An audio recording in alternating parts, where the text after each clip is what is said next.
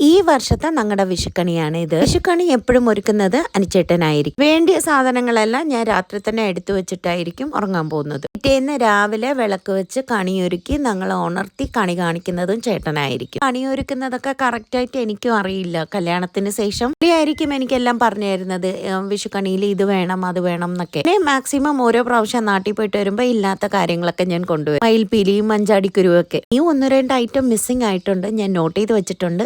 ഇനി അടുത്ത വരുന്ന വിഷുക്കണിയിൽ നമ്മൾ അതൊക്കെ ശരിയാക്കും. അപ്പൊ ഇത്തവണ നല്ല അടിപൊളി കേരള സ്റ്റൈൽ സദ്യയാണ് ഞാൻ ഒരുക്കിയത്. അതേപോലെ വട ബ്ലാക്ക് ചന്ന നമ്മുടെ പുട്ടും കടലയുടെ കൂടെ കഴിക്കുന്നില്ലേ, ആ കടല വെച്ചിട്ട് വടയുണ്ടാക്കി. പൂജയ്ക്ക് വെക്കുന്ന വടയെല്ലാം ഡീപ് ഫ്രൈ ചെയ്ത് നമ്മുടെ ആവശ്യത്തിന് ഉണ്ടാക്കിയതൊക്കെ ഇങ്ങനെ ചന്ന ടിക്കി പോലെ ചെയ്തെടുത്ത്. ഈ കൊളസ്ട്രോളും കാര്യങ്ങളൊക്കെ നമുക്കല്ലേ ഉള്ളൂ, ദൈവത്തിനില്ലല്ലോ. April 14 അപ്പൂപ്പന്റെ ബർത്ത്ഡേ കൂടെയാണ്. അപ്പം എല്ലാ വർഷവും അതും നമ്മൾ സെലിബ്രേറ്റ് ചെയ്യും. ക്ഷീണം ഉണ്ടായിരുന്നു, അതുകൊണ്ട് സാരി ഉടുക്കാൻ നിന്നില്ല. നൈറ്റ് ഡ്രസ്സിൽ വിഷു അങ്ങ് സെലിബ്രേറ്റ് ചെയ്തു.